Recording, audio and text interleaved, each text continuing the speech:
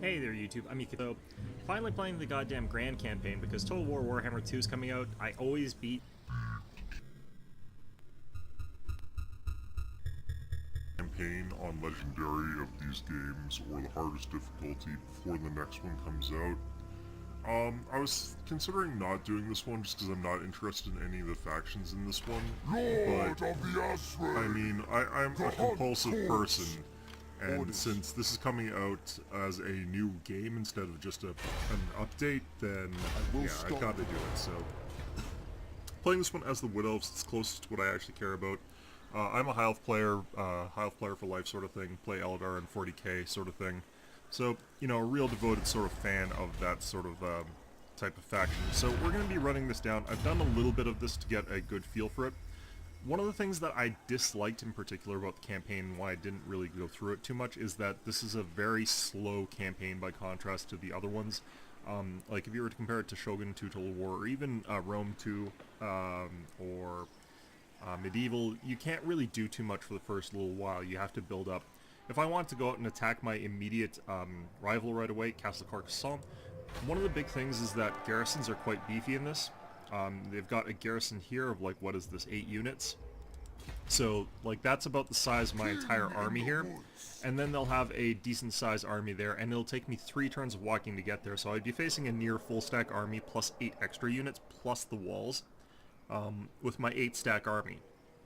I mean, you can walk up to here, get 3 extra units, continue the march to Carcassonne, and end up against a near full stack plus the 8 extra units, and you'd still get your ass kicked. But yeah, it just is that kind of game where you have to have that sort of slow tempo there. So one of the things that you need to do, and one of the things that's kind of stupid, is that your enemies have an idea about how strong you are as a faction. We want to grab non-aggression packs, and it's much easier to do that if you grab them right off the bat here before you do anything else. So we'll go ahead and grab these. They'll do it for $100. That's perfectly fine. By grabbing these non-aggression packs early, it makes it easier for us to get the trade agreements later, and it makes it easier for us to get allies in general. And you want to ally with the Wood Elves because you're able to not vassalize, confederate with them later rather than having to take them over through war. And they're actually quite difficult to beat anyway. We're going to just offer the $300 here. That's very likely to succeed. Makes it much easier for us to do it. Now, if you disband your units before you do that, it reduces your overall strength score on the diplomacy screen. So if we go back into here, I was ranked 10 before. Strength rank is now actually 7 because of these non-aggression packs. Each of these actually adds to your strength ranking by just a little bit. I think that we sit at like, I think it was like 10 without any of those, and then when we get all of these, you know, if you delete those units, you end up at like 18. But these non-aggression packs will also help your strength rating in terms of stopping other people from declaring war on you early. And having a higher strength rating also makes it more likely that you'll get these non-aggression packs. So it's better to dismantle those units after that. We're getting rid of the Hawk Riders because their upkeep is high and they're a fairly useless unit, and as well as the Way Watchers and Deepwood Scouts, just because of the same reasons. And we're going to replace these with Glade Guard. Glade Guard are fairly cheap, their upkeep's fairly low. Grab Mariah Heg the Crone. And we can go ahead and end turn here pretty soon. We just have to build one thing, and that's going to be our income generating building, the Grapevines. You could go for the growth building first, but you're already getting 20 a turn, and you only need the 1 point population surplus to go up to the next tier, which would be over here. And so you don't really need that right away. I'm going to go ahead and hit end turn here. Now, unfortunately, we are going to have to sort of camp Kingsglade, basically improving it up until we've got access to fairly decent stuff quite late into the game by contrast. So, and by then you're going to be facing off against basically a 1.5 stack Carcassonne, and potentially some allies of theirs could be in on it as well, in which case you're going to have a really rough time. But generally speaking, what we're going to try and do is lure them out of Carcassonne and take the city from out of under their noses. But to do that, we're going to want slightly better troops anyway, just because the troops that we have not going to have an easy time or a good time taking out Carcassonne. We're just building up enough troops that we can get rid of the negative malice to public order that we've got here in Kingsglade. So it's going to be important for us to get just enough for that to happen, which is going to be these guys plus a few more after that. So not too many, but sometimes you get lucky and your secondary guy has a few traits or something like that that increases your public order by a little bit, and that makes it so you don't have to recruit quite as many units. But we want to get into the +1 just so that we can start ticking back up in the other direction a little bit. So for that, we're going to need 2 more units. We're going to go with archers yet again here. I don't necessarily like having this many archers, but we're going to be replacing the Eternal Guard without shields with ones that have got shields later on. Now that we've got the Grapevines, we've also got a significant increase to the amount of money that we've made, and we're reaching turn 5 pretty soon. So just as long as we can get to turn 5 with 1,500, or even if you don't, one of the events that always happens on turn 5 is the Council. That gives you an extra 1,500, which is enough to upgrade your main city. So you can do that right then. This increases your growth by a little bit, but more importantly, gets you access to some really high-tier buildings. For the Wood Elves, high-tier buildings are extremely important because they give them much bigger bonuses than you get from other people. This is Athelloren, Alright, so home of the still completely unlikely to get trade agreements. You can sort of tell when they're considering it because it'll say likelihood of success is moderate. This actually means that they're going to reject you like 9 times out of 10 when it says moderate, but you know you're on the right track once it does turn yellow, so it'll eventually swing to the 50% mark after that. You know, it's kind of that maybe they'll do it, maybe they won't, but it takes an awfully long time. But it happens a lot faster if you've got these non-aggression packs. It also happens a lot faster once you've taken a province, so that's another thing that we want to do a little bit earlier. Alright, so we've got our first technology. Word save during forest battles, leadership +5 during forest battles. This doesn't really come up as often as you would like, but alright, so this is going to be a little bit difficult to do, so I'm not going to bother with it. It is something I would like to do, but we need to have our army stationed here for now. Valdemaker, income from all buildings +5% from all regions, so it's pretty good. It's not actually great, but I mean 5% is 5%. And I'm assuming that we're still seeing like no real cooperation from these guys. We will see our homeland persist. Oh, actually no, we are progressing here. Of the world. Ooh, and accepted. Wow, that is much earlier than I'm for used to now. that being. This guy's rejected. Sometimes it's worth paying these guys a little bit of money to get a trade agreement, so we'll give it a try. For now. It is up to RNG, but it doesn't matter too much whether or not you get these trade agreements early on. You just want to get them as early as possible. Yeah, if they won't do it for 300, it's not worth pursuing, so we'll go ahead and hit next turn here. And we should be able to upgrade, and we should be getting our event this turn. So the turn where you've got the extra surplus population is the turn where you get the Elven Council. So it's a pretty good turn. Extra 1,500 for nothing, basically. There's another event that you can sometimes get. It's kind of repeatable, where you can attempt to troll the hell out of Caravan, and you get 1,500, but it hurts your diplomatic relationships. Yeah, so the Great Council, this always happens on this turn. It sometimes happens randomly afterwards, but it always happens on this turn, as far as I've been able to tell. Alright. We will see our homeland persist through all the coming Something happened to one of these factions that really dumpstered them in terms of strength. Why are they down to 30? I'm guessing they lost one of their armies to some sort of Beastman raid or something like that. Or they lost a chunk of their army or something like that to a Beastman raid. That's usually what happens to Val's Anvil if they end up in a bad spot. It could be opportune to try and snipe them, but the garrisons for these cities are actually also quite significant, and they'd have repaired their army by the time we got there. Unless we use the underpass. It would still be difficult, and I'd rather get the trade income from them right now as opposed to trying to get into a fight that I probably would, you know, lose. It would also harm my relations with the other Wood Elves. It's possible to do it, but yeah, so here we get this. I'm going to go ahead and join in on this. Basically just trolling them. It does mean that these guys are much more likely to declare war on you, but it's usually okay. Even if they do, they're a fairly weak faction, so I don't usually worry too much about them, but it's kind of a troublesome thing there. Sons and daughters. You just have to keep checking this to see if it will happen, but I think that we're going to have to wait till we actually take another province, and then they'll accept that, so we'll just continue going. I'm accumulating quite a lot of cash, you'll notice. That's actually perfectly fine. You want to accumulate a huge amount of cash in this before you start surging forward. Alright, and we should be pretty close to getting our upgrade finished, I think, here. I can't remember how long it takes. Yeah, so it's done now. We can upgrade the rest of our buildings here to either Tier 2, or we can do whatever it is that we're going to be doing. One of the things that we do want is to get the trappers down at this point in time. We'll actually only be doing it temporarily. We'll dismantle it later. And then we're going to supplement that with the Vinter's Barrel House, which gives us some wine resource production, plus 2 barrels, as well as plus 20% income from our grapevines. So that would be these things. So these things give us a decent amount of money, and with these, you can increase that by a decent amount. And if you've got, say, all 4 of these, and they all have these as well as these, you can get quite a huge amount of money off of each of them because of those stacking sort of bonuses and stuff like that there. I'm not going to bother with those guys for the next little while here. We're just going to maybe do 4 or 5 turns and then see how that goes. Now, I can upgrade my barracks as well, but unfortunately the war dancers kind of suck at the stage of the game, and especially considering we're going to be fighting Bretonnians. If I'm up against the dwarves, it's actually a good idea to fully upgrade that building so I can get access to better armor-piercing troops, but as it currently stands, it's not really that important for me to try and get that, and I wouldn't really want to actually fight the dwarves until I can get access to at least one other of these guys here.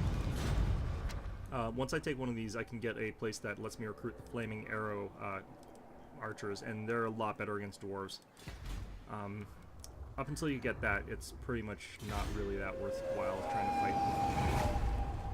Alright. So because we got everyone sort of in Kingsglade, we're getting a slow trickle of experience points for Orion and my hero. And this means that we're able to get them slow amounts of level ups. And that's going to be somewhat important. It's more important for Orion. Not sure what the hell happened there. It looks like Vol's Anvil destroyed a Beastman group near the Oak of Ages. That's fine. The Oak of Ages actually has a really strong garrison by itself. It's actually capable of throwing attacks on its own in the early game pretty okay. But it can get a little bit messy later on. Alright, so yeah, Foreign Trespassers Dieth, that's fine. So yeah, for our first upgrade, I almost always just need to get the Ever-Reaching Tendrils, campaign movement range plus 10%. It actually helps out a ton, so we're going to go ahead and grab that. For this guy, we're going to go ahead with Spy, and then we're going to start moving into the Inspector branch to get that extra income. We're going to need him for other things while we do it, but that's the same path that we want anyway. What we want him for is wall breaking, actually. Now, I could upgrade this, but we're actually only using this for the plus 30 growth, mostly. The fur resources is kind of nice, but the thing is, if we upgrade this to tier 2, all we're getting is an extra 10 growth, so the 55 that we're getting right now is actually perfectly fine. We don't really need to upgrade that. Let's go ahead and try to do another one of these. We will see our homeland persist through all the Ooh, wow, okay. So that's going to be a pretty nice sort of shift there. Usually it takes me a lot longer to get that. We are just sort of sitting here, though, until we get to surplus again. We need surplus 2 so that we can upgrade this to tier 3. Once we get this upgrade to tier 3, we'll be able to build the smithy, which gives us access to the Eternal Guard with shields, which is what we kind of want to have to push out there. It's also going to have enough of an economic impact that we'll be able to have Kingsglade equipped with its own army for defensive purposes. And if I wait long enough as well, I'll also be able to have a plus 2 to the level on my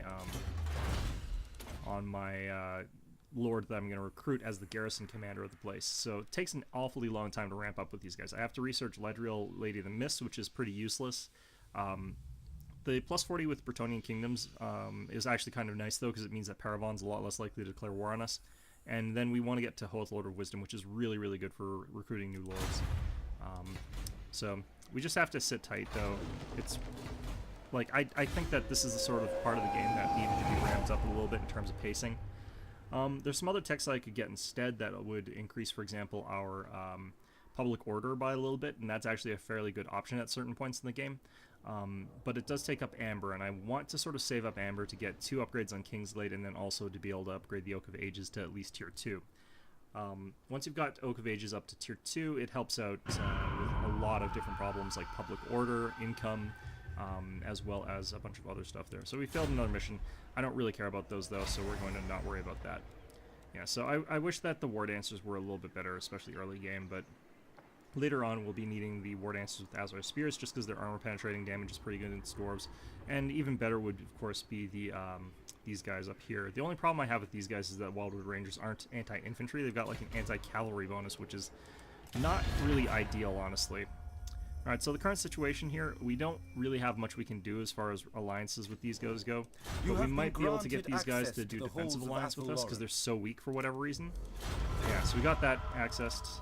That's going to be quite nice. Believe a word you say. The only problem is that they're going to have people declare war on them, and that's going to make things harder for us in a certain way there. It's possible that we could also get them to join us in our war against Carcassonne, but I'm not going to worry about that right at this instance. We're just going to continue going along and getting our passive income there of a decent amount. This is why I haven't capped out our garrison force, as well as the fact that I just really don't want more of the archers. And even the 8 that I have is a little bit too much. I kind of only want 6. 8 actually works okay though, but ideally I'd rather have more melee forces, and we're going to be sort of shifting in that direction as we continue along here, especially once we take in Brill. Alright, so from there we go ahead and just continue going. It's going to take me only 3 more turns till we gain that population surplus, which is sort of what we're after here. We can probably ignore the dwarves to the south for the most part right now. I'm not too worried about them or what they're doing. Yeah. You have been Not much I can granted do safe around passage. Alright, so we're going to definitely be working on these guys. They're likely to become the first group that we're going to be able to integrate once I get the Oak of Ages up to tier 3. That's when you can confederate other factions into your forces. I'm surprised Grimhold is still there. Actually, maybe it's not the turn yet. Usually it gets taken up by goblins pretty quickly into the game. It becomes something that you can sort of use as a punching bag, raiding it every once in a while, but right now they don't have anyone garrisoned there anyway, so it's probably not going to last too long unless somehow the dwarves have beaten back the goblins. I've never seen them do it, though. Alright. Without having to try and fish for those trade agreements, I can actually just keep speeding through the turns here. Now, I could send my spy out to see what's going on in Carcassonne. It's actually kind of important from time to time to know what they're doing, but generally speaking, they're going to have a full garrison sitting at Carcassonne. Sometimes they'll send a secondary force out to Quenelles, but that's about it. So we just have to sort of watch out for that sort of thing.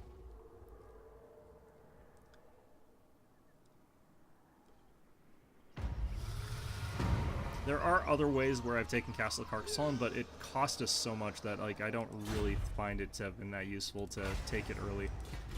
Alright, so we should get access to our surplus point next turn. I don't think we'll still have that bonus by then, though.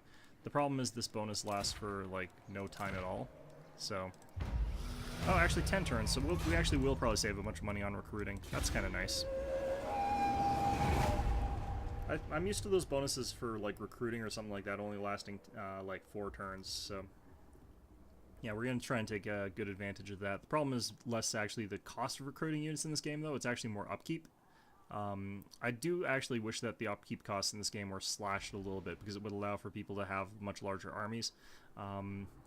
But, like, also at the same time, you know, less cheats to the economy for the AI would also be kind of nice, because they get a lot there.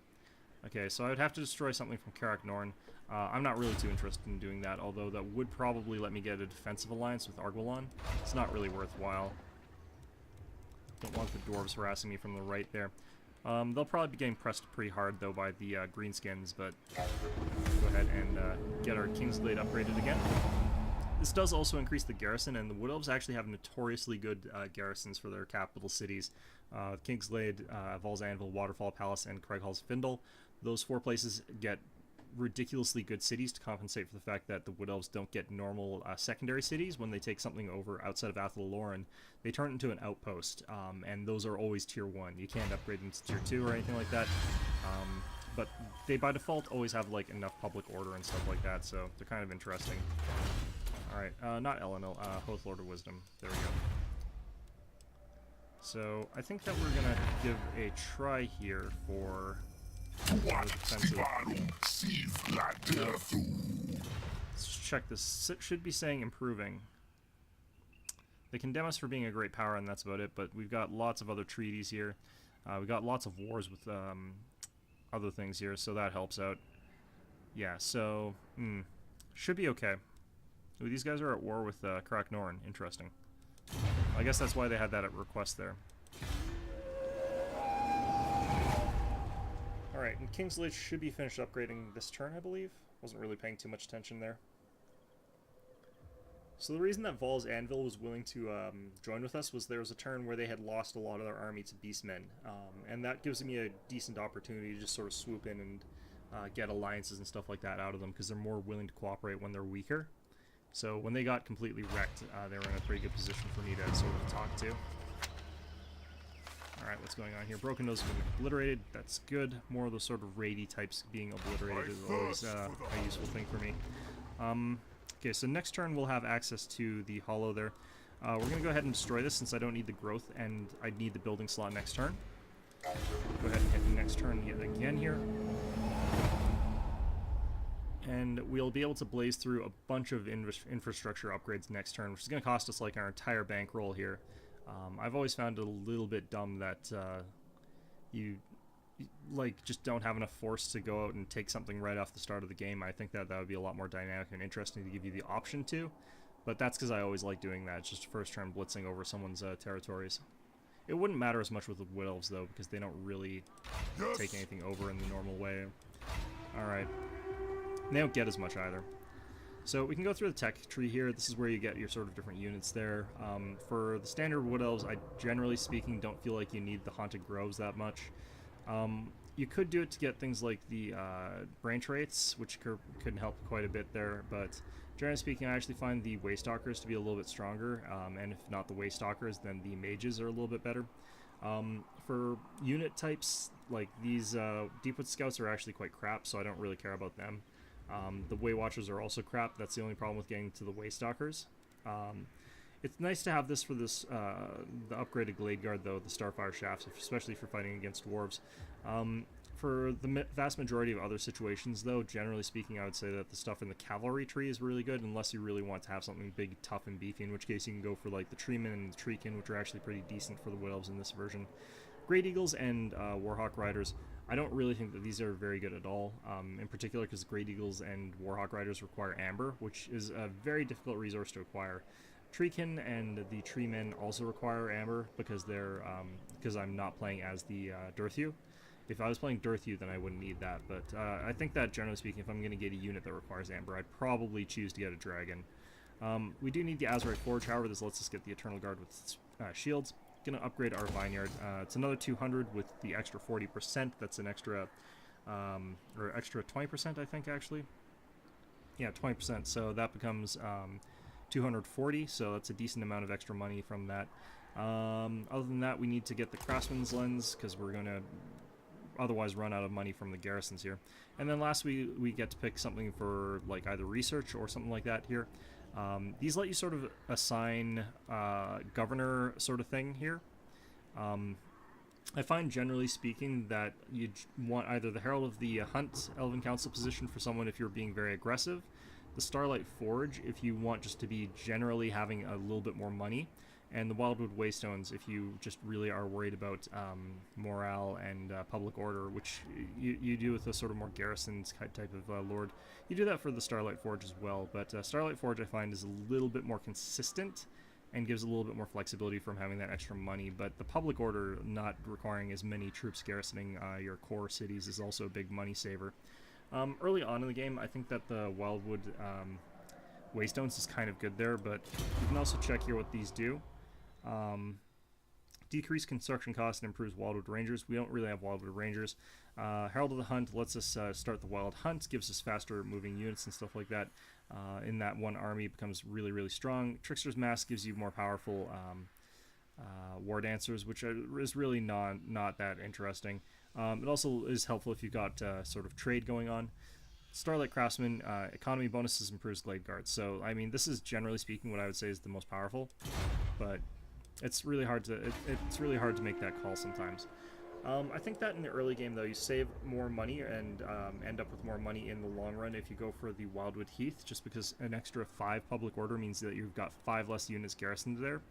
But I want to be able to use the secondary army for attacking, so Starlight Forge makes a little bit more sense if we're going to do that, because losing public order when you leave the city is really bad.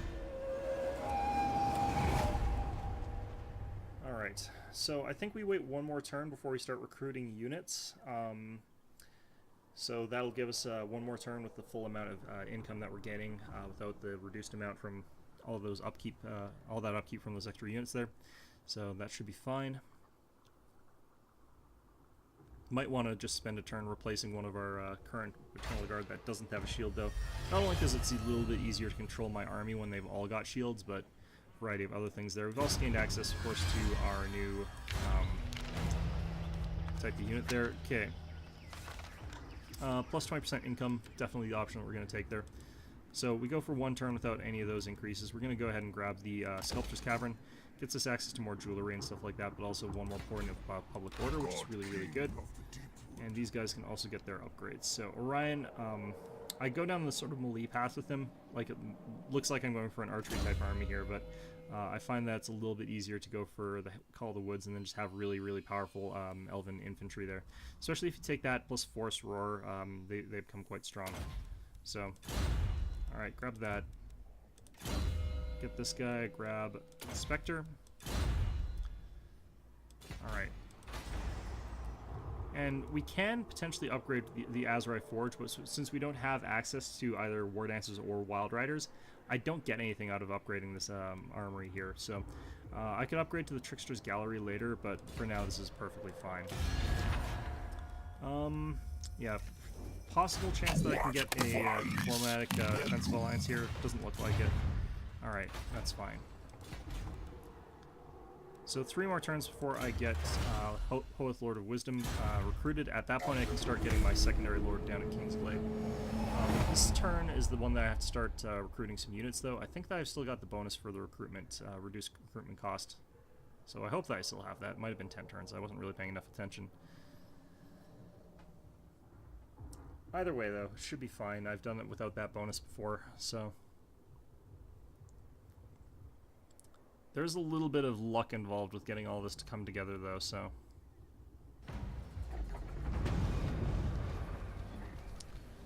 Alright, Vaults of Winter. Ooh, we can get even more economic bonuses here. So we select Gorging, get income from all buildings, plus 15%, or we can go for Sacrifice. The problem is I'm not going to have the resources required to actually grow our province in the next tier for a while, so the income is a little bit better here. Because I need more Amber, essentially. I've got the 1 point here, but I want to save that one for something else. So at this point in time, we go ahead and grab up 3 more Eternal Guard, but this time we've got the Eternal Guard with shields. In 2 turns, we'll have the access to the Lord of Hoeth there. Yeah, our recruitment cost is going to be 4 more turns, so we'll have just enough sort of time there. Got 8,105 per, or we got 8,000 in the bank still, so we've got enough for our troops to fill in and then some, so should be okay. I think I should have gotten rid of the Spear Elf with the Eternal Guard without shields last turn, but I'm not really sure about that.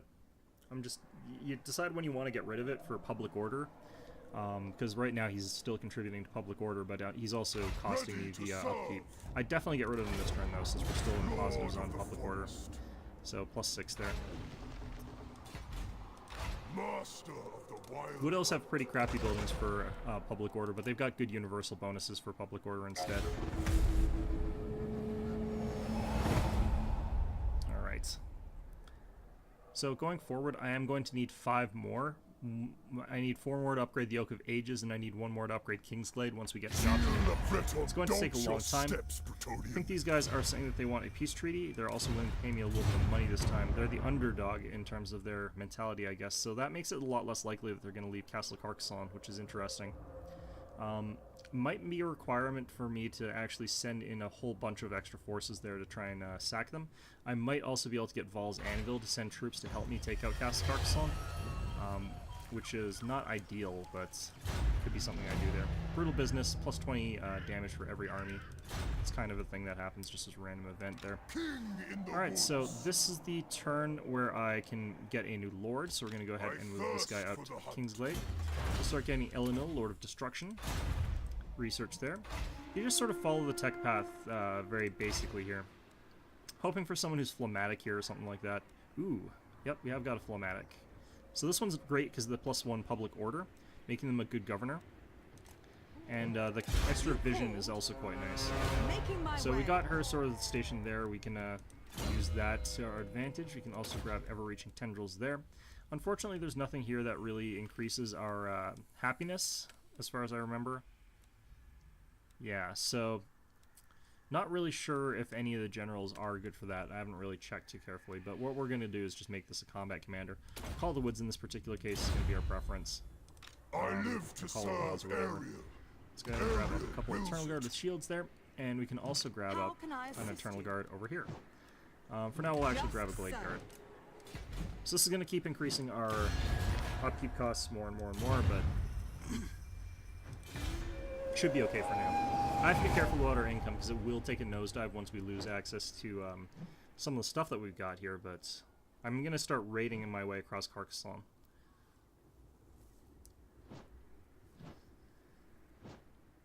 Now, there is a way for me to siege down Carcassonne. If I have to do it that way, then so be it, but I'd really rather not. I'd rather be able to go over to their other city, sack it, and then sort of turn my attention, sack Carcassonne, and then re-inhabit it afterwards. That's sort of the ideal, but it doesn't always happen that way. Alright, so I think we might be, yeah, we're still okay on money. So we're going to take a quick walk. We only want to go to 50% of our movement there. So up to here. And then we can go ahead and set to raiding stance, and then earn enough money to continue buying units here. Orders received. And we just do need to have a bit of an army here, but I only need enough to fill in that +6, so we don't need that much. Let's go ahead and hit next turn there. I could go for the +3 public order tech. That would also help a lot. I find it's better a bit later, but could be something to do with our last little bit of amber. Yeah, so this is their secondary army. It's heading towards Bjorn. I think I'm betting is where it's headed.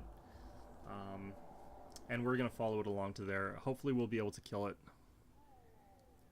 Sometimes they evacuate the army out of the city, though, and that makes it a little bit harder to do anything else. Because if I can't catch up that army at Bjorn, I end up having to sort of either decide, do I go for Carcassonne or do I chase down that other army? And generally speaking, you kind of have to chase down that other army. But sometimes that's not really that practical or that easy. Oops, I forgot to get 3 more units. Well, it might not actually be a good idea for me to get 3 more units here. I can rack up a little bit of unhappiness, public disorder, but I don't want to be getting anywhere near too much.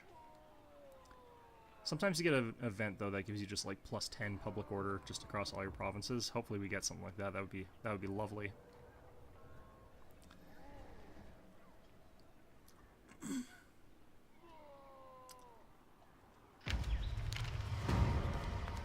Alright, what's going on now?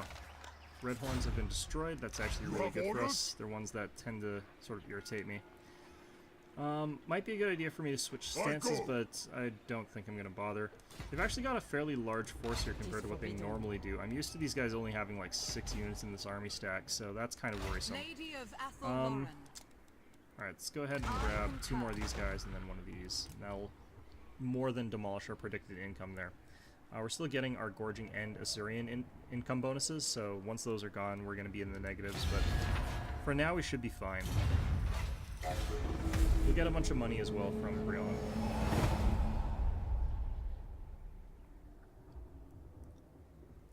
It's also going to be a bit annoying attacking Brion just because of the way that they've set up their composition, since they'll have access to some artillery. It's a little bit harder to attack that sort of stuff with that. Hell. Okay, so they're force marching their way to Quenelles. I think what we do, the correct call in this case, is to burn down Brion, head to Castle Carcassonne, and try and get some force there. I don't know why we're saying that to a defensive ally. They want military, or they want to switch up military access. I'm willing to accept that, even though it costs me 100, like just to sort of promote happier sort of whatever. Quenelles is okay with me. I suspect this means that Paravon has declared war on Castle Carcassonne. So let's go ahead and check the diplomacy tab here. Nope, they're at war with myself, and they're actually trading with Paravon. I don't know what's actually going on as far as some of this goes. Okay, well, that's interesting. In any event, let's check Brion here. Sometimes they don't have walls. They usually do, and they do in this case. Alright, so we're gonna have to take this guy, and I might have to do some save scumming here, because like I just don't like the sort of RNG-based thing where my guy just endlessly dies trying to damage walls here. Positive outcome is 62% likely, but I always seem to get mortally wounded, which is a 4% chance. So let's go ahead and do that. Nope, managed to succeed. Okay. So we know that these guys are here. We know they can force march and get back to Brion in a turn. So it's actually not to our advantage to try and take Brion for ourselves. So what we're going to do is actually get a good chunk of money by raiding the overwhelming hell out of it. I'm going to get some more experience on my guy here. If we make sure that we've got our army and our agents coming from the same path, I can get continued siege there. Since this little guy here moved, doesn't have to move any distance, he's technically in the exact same spot as my army. Yes. We can go ahead and give him a level up. It's Inspector. add him back into the army, embed You hero, will not succeed. and you can see that he's now part of the army because he moved 0 spaces. Rage of Kronos. So after that, we can go ahead and just go ahead and... I'm just gonna auto-resolve this. I don't really particularly feel like I need to play this out here. Took actually quite a few casualties on that, but we should be fine. Get a tiny bit of loot, that's okay. More importantly though, we're gonna go ahead and try to demolish the city for a whole bunch of money, because otherwise we have to defend it against that secondary army there. The alternative is that we, well actually no, 11,000, that's quite a lot. I bring pain. So this denies that secondary army the ability to come back here and do anything useful, which is pretty God nice. King of the Deep Wood. Alright, so we'll have to sort of look as to where they're going to end up heading after that. Gonna go with Force Roar here. I find that's the best bonus just generally. We're going to be switching to a more melee focused army here. Spectre 2 and 3 here. Which is why it's also nice to add that guy What you back into the ask is army. impossible. So for this army here, we've only got 8 units, but next turn what we can do is actually draw out the forces of Castle Carcassonne towards these guys potentially. The other thing that could potentially happen This way or is... the other. Let's go ahead and talk with Targravan. Kazarak Red Eye is up there. Okay, yeah, I'm actually just going to let them deal with that themselves. Like, they're not going to leave their city here undefended while Kazarak's rampaging up by Paravan. I think that these guys might have been heading towards Paravan to try and help, but they're actually pretty hopeless. I forgot to add a person... Ah, shit. Oh, well. Alright, well, whatever. That's fine. I forgot to add my character into the government sort of position there to make it more economical for me. Well, whatever. Alright, so I kind of want to relocate that lady to figure out where she's headed, but I'm guessing she's actually headed towards Carcassonne. So I do want to be careful with the army from Kingsglade to make sure that it doesn't get too... Alright, and we're back. So yeah, random events in this game can be an absolute dick, but in any event, Brionne has been sacked. We're going to start moving our way down towards Carcassonne here. I don't want to get double teamed, so what we are going to do is actually head towards Castle Carcassonne in this area here. Got a 45% chance success in this case. Yes, they've actually gone ahead and done the thing where they've got both their armies sort of stacked up together there, quite close. We can actually move these guys, however, pretty close out there. Possibly out all the way to here.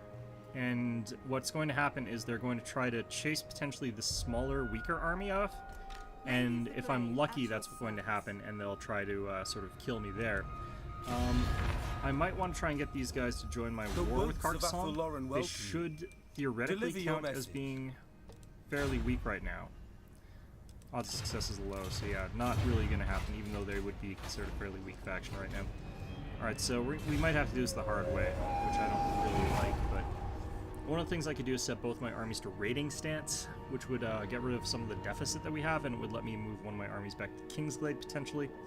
But I don't necessarily want them chasing my army across that way too much. Looks like Quenlis is going to get sacked here, so... But not for the kind heart of the... I definitely do not want a peace treaty right now.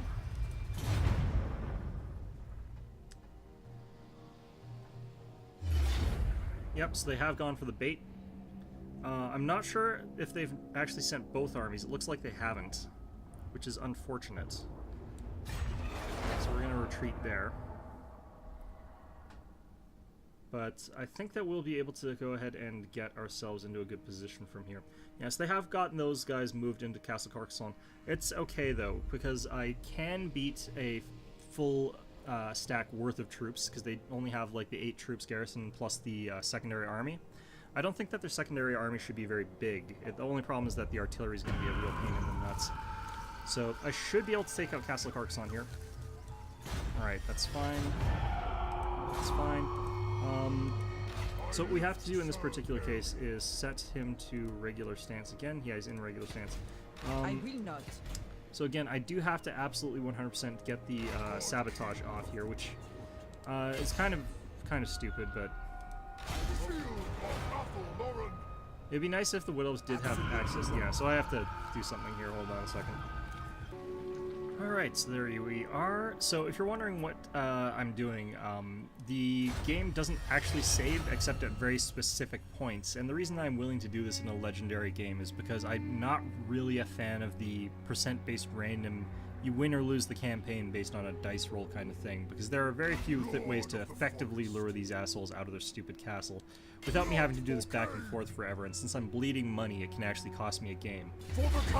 So we're going to go ahead here and set ourselves up. We are going to get our lovely archer back into the mix here, and it looks like we should actually have a pretty decent advantage in the fight here. We can augment that advantage just a little bit here.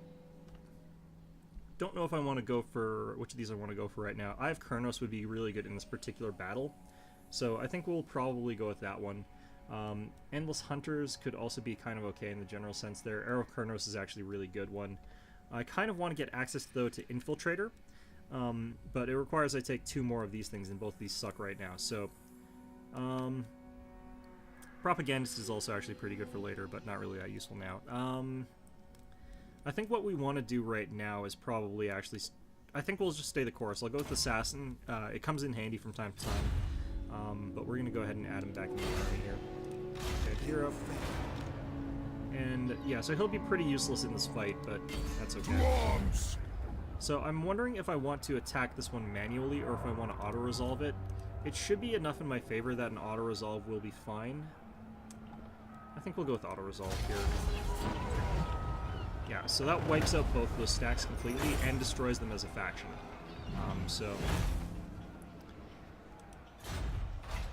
Alright, so we could get 16,449 for raising this place. I'm actually going to go ahead and do a raise, because that's enough money to justify this. Killed Blura Dubois, who apparently died and turned into a man. Good, I suppose, sure, whatever. Gained access to that because got a couple more levels, fine.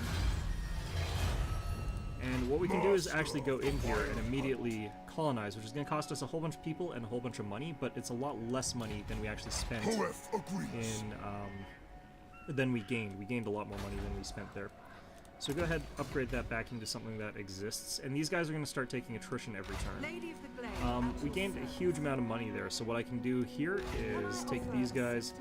I can upgrade their army just a little bit, and we can start going on a bit of a rampage. For now, though, I forgot to do this. Let's go ahead and add you into here. Damn it. There we go. So this is going to get us a little bit of extra income in that province there, plus 10% to our tradable products being produced, as well as income from all buildings being increased by 10%. So it's a pretty decent amount of extra money. You can see that our income's actually jumped up because of it.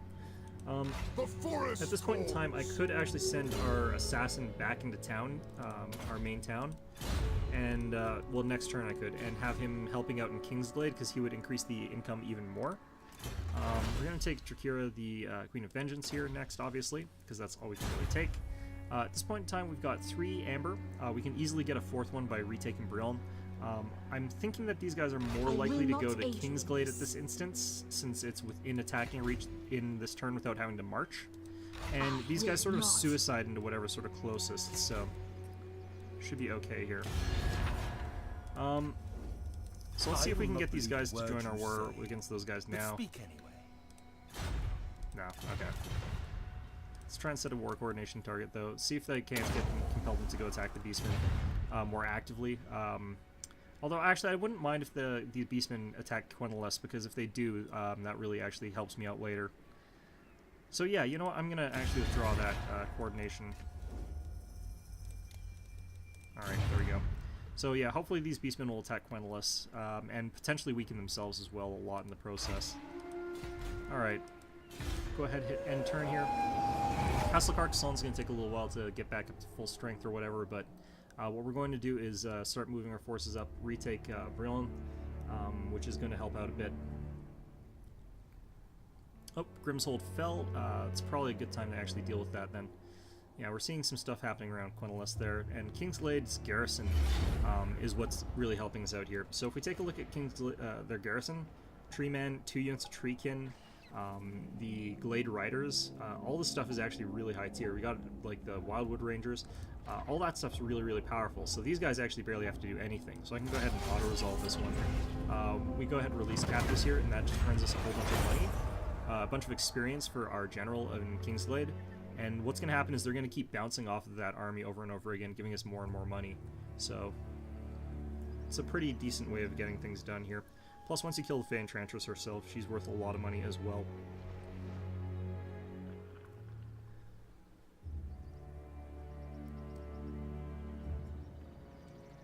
Alright. So Talia has been destroyed. That's actually really different. I haven't often seen Talia being completely destroyed before.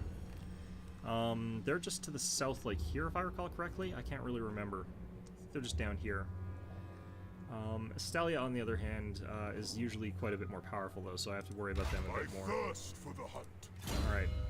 So we're going to continue getting Forest Roar here.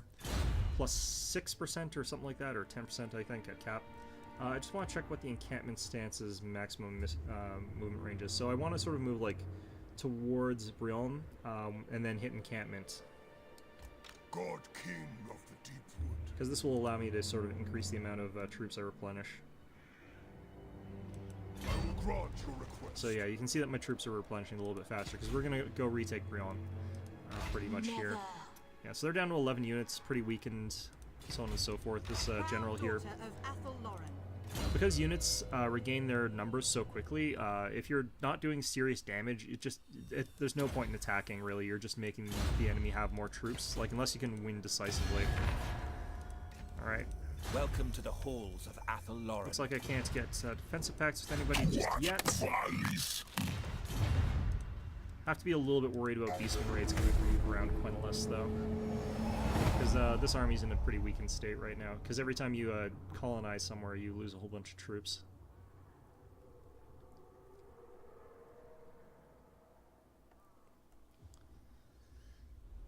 Oh yeah, so the beastmen are heading towards my territory here, heading for Carcassonne, so I have to go back to defend it, unfortunately, which is just not really ideal.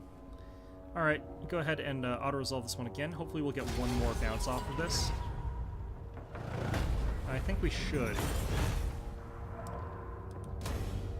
Get some more money off of them. Alright. And we should be able to get, like, one more battle off of this. Just milking it for all the experience I possibly can, basically. Hopefully we get some magic items out of it, too, but I don't think that we have so far.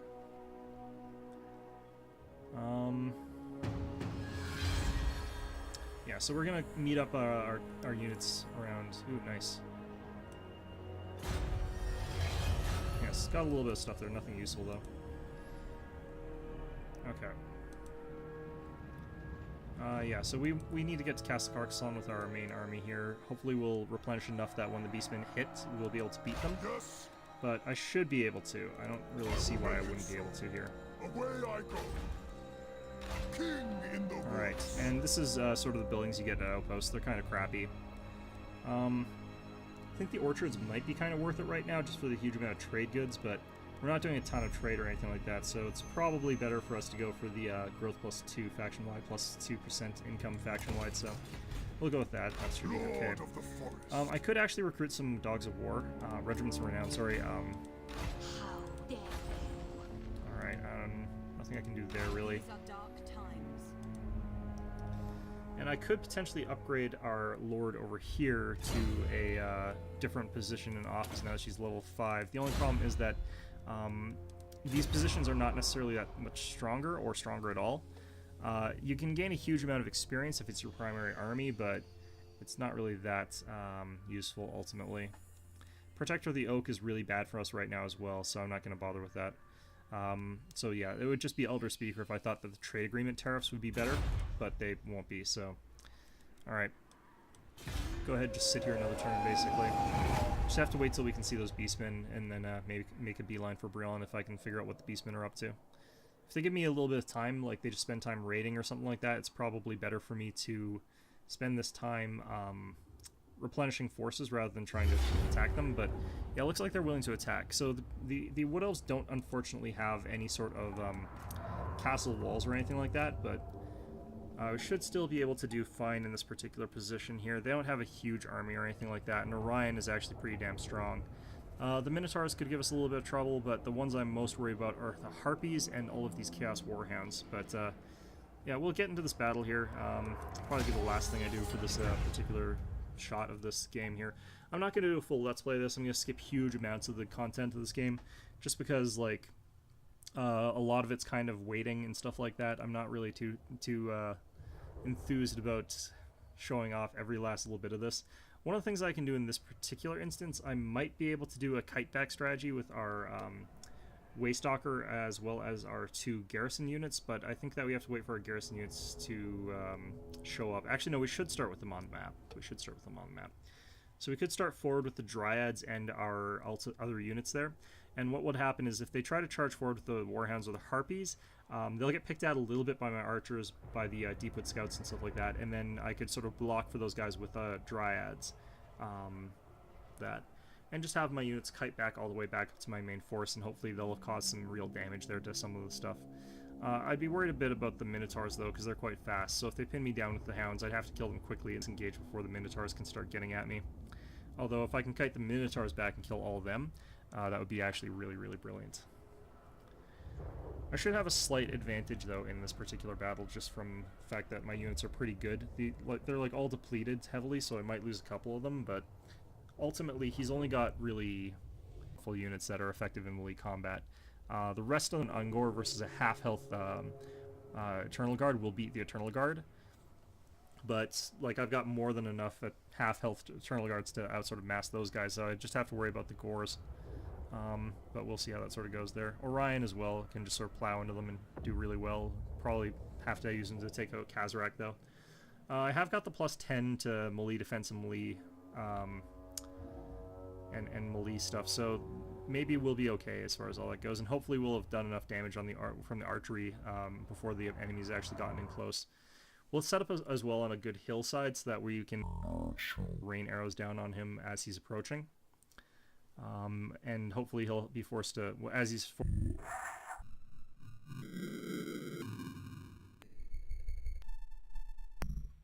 climb up the hill, we'll be able to deal a lot of damage that way. So yeah, we do start off with the Deepwood Scouts and stuff like that. So what we can do is start with these 3 guys. Since our Waystalker has that like bonus aura as well, this is extra brilliant. So we want to actually make these guys a bit of a group, and we're going to actually add in the Dryads as well. Sort of make these guys one hotkey group. And make them group 1. Just want to be out just barely in range of these guys. I don't want to be actually that close. So we want to be, yeah, about back here. And we're going to forcibly like evacuate our own troops like all the way back up to wherever our defensive line happens to be. Got some really good defensive terrain back over here in terms of just this big-ass hill.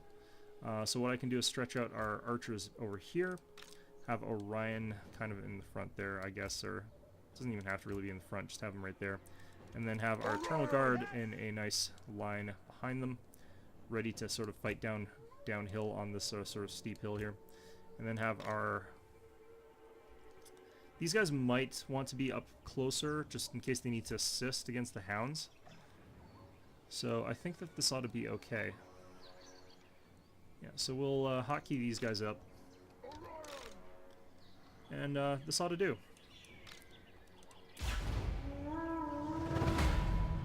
Should be able to start firing right off the bat here. Swiftly. And we want to just start running away right away here as well, though. Since he decides to sort of lead off with the Gore Herd, we're actually dealing quite a lot of damage. Quickly. I don't know why my guys are trying to cross sides here, but, you know, whatever. Waystalker ready. Let's actually get a shot specifically on these Minotaurs for a second here. Ungor Herd Spearmen are not really as dangerous for me, so I don't really care if I'm firing at them as much, but... This would be one of those times where it would be really nice to have like a Shadow Mage, because I could get that increased movement speed by 15% sort of thing going on there. So the Waystalker should continue firing at the Minotaurs in particular, just from that order that I gave him, but sometimes that doesn't happen.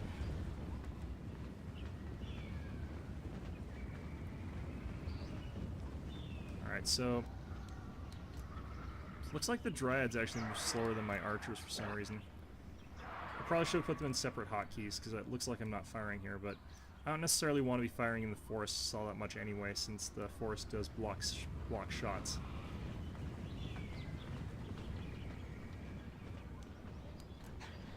Alright, so let's just... I could actually just do a run back all the way to my line, sort of, and yeah, now the game's just not going to run. Here, that's fantastic. Alright, cavalry I'm going to have to be a bit careful about. Make sure that I pay attention to them enough that they don't get just wrecked. I'm actually going to move them back. It looks like my line here is kind of okay. I'm just going to issue the order to run back all the way to top here. We'll turn around with the dryads as necessary, but...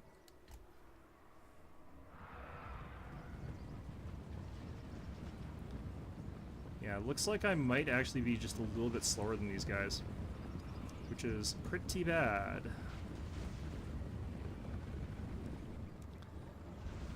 Doing some pretty good damage to them overall, though, I'd say.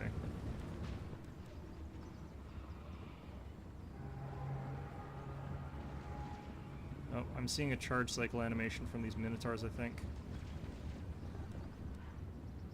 Oh, and getting some archery fire in on me, too.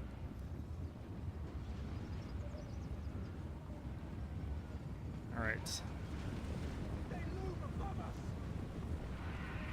Oh, yep. Here comes the, those guys.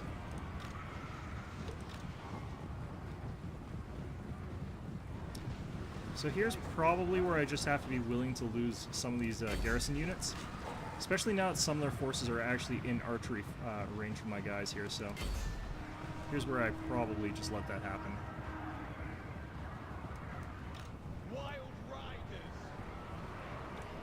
Yeah, these guys have gotten hit by those. Can't really do anything about that.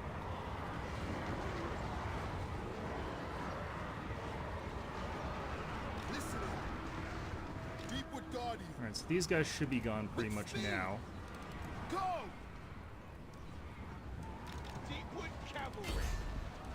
Alright, and we're gonna have to do something about these harpies over here. Cavalry should be able to deal with these Chaos Warhounds even though they're lower health.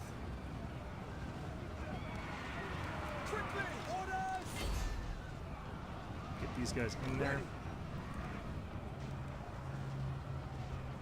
Hungry for battle. And let's get some disturbance down here, I think. 2, 1, go. Yeah, so that'll slow them down a little bit. Gonna set my archers to skirmish behavior, just so that if something comes towards them, we can get out. Attack!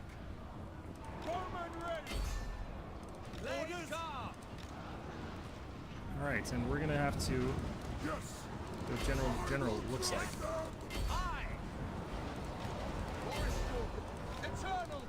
Alright, turn these guys, fight them. Where'd my cavalry go?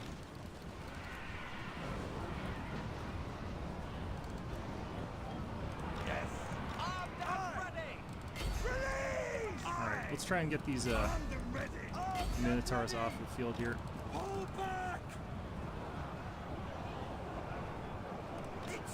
Oh wow, these Chaos Warhounds of Poison actually are doing a ton of damage to me. Alright, let's pour in the troops. Got some of these guys back in. Let's get them on there. I will withdraw. I am reborn. Wild riders. Get these guys into the fight here. Shoot! These guys firing at these guys. Blade guard. Orders. Fraternos. Ever ready. Aye. Faster. Alright, let's get as many people as possible firing at these harpies. Blade guard. Kind of need them gone. At once. Ready to fire. The forest wills it. Dauntless Azrael. End them. Lord of the Hunt. Orion is taking a bit of a beating here, but he still seems like he's fine. Kazarak is doing actually a pretty good job of beating him up. Eternal guard. Death to all. Back. Oh, looks like we lost our Cav. If our Cav gets wiped out, it's going to be a real annoying thing to replace, but we should still be able to do it. Weapons loose. Orion. Alright, so even without our cavalry, though, we should be able to deal with these archers pretty easily. King Just with our own archers. Yes. End them. Hunter! Alright. Break them! Just have him going on those guys. Blaze guard! Your orders! Alright. Blade guard! Defenders of Athel Lauren! And there basically goes Kazrak. Quickly! Alright, we should be able to end the battle off that there. So yeah, I did lose my cavalry, I'm pretty sure. I'm pretty sure they're going to count as gone, but this should still be a pretty good victory for us. Let's go ahead and just end it. I'll be able to replace them eventually, but what I can do in the meantime is actually just replace them with a unit of Dogs of War, Regiments of Renown, sorry. Can never remember which are which, actually. Regiments of Renown versus Dogs of War. Both of them are mercenary bands.